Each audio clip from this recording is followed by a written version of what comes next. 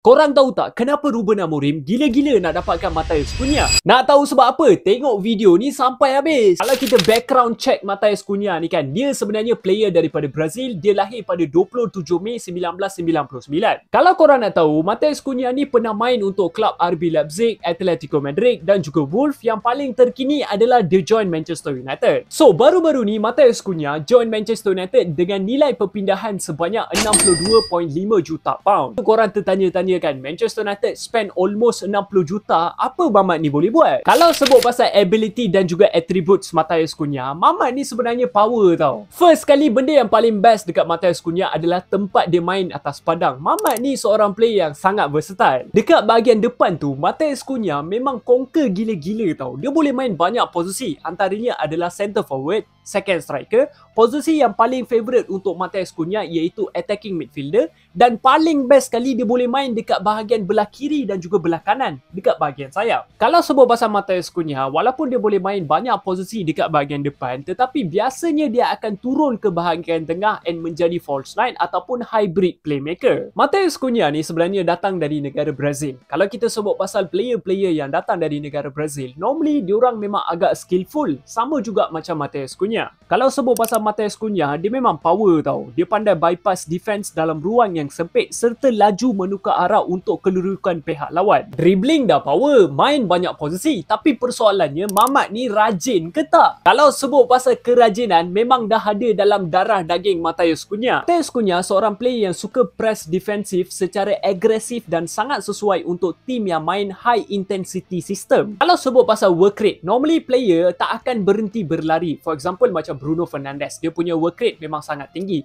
Tapi untuk Matheus Cunha ni, dia agak berbeza. Seorang player yang mempunyai sistem permainan yang berbeza, di mana dia bukan seorang player yang akan berlari gila-gila tak tentu hala tau, tetapi dia akan berlari pada masa yang sesuai. Sebab tu kalau korang tengok dari segi statistik, Matheus Cunha kebanyakan masa dia akan berjalan di atas padang. Pasal creativity dan playmaking style, korang tak perlu risau. Sebab Matheus Cunha seorang player yang mempunyai ability untuk create chances dan juga dia seorang player yang sangat kreatif. Kalau korang tengok dari segi statistik dekat EPL, Matheus Cunha salah seorang player yang telah mencipta banyak peluang untuk attacking score goal. Setiap 90 minit, dari segi statistik untuk Matheus Cunha, expected assist dan juga assist adalah 0.29. Kalau kita sebut pasal kelemahan, mula dari Cristiano Ronaldo sampailah ke Matheus Cunha, semua ada kelemahan. Kelemahan pertama dekat Matheus Cunha ni dah ada dekat semua pemain Manchester United, iaitu inconsistent. Kalau korang tengok statistik Matheus Cunha season lepas, memang season yang agak memberangsangkan dekat Wolves. Kalau fan Manchester United mengharapkan Matheus Cunha ni skor lebih daripada 20 biji gol untuk setiap season, agak impossible. Yang kedua ni, benda yang paling aku tak suka, memang semua pemain Manchester United ada, terutamanya Garnacho, iaitu decision making.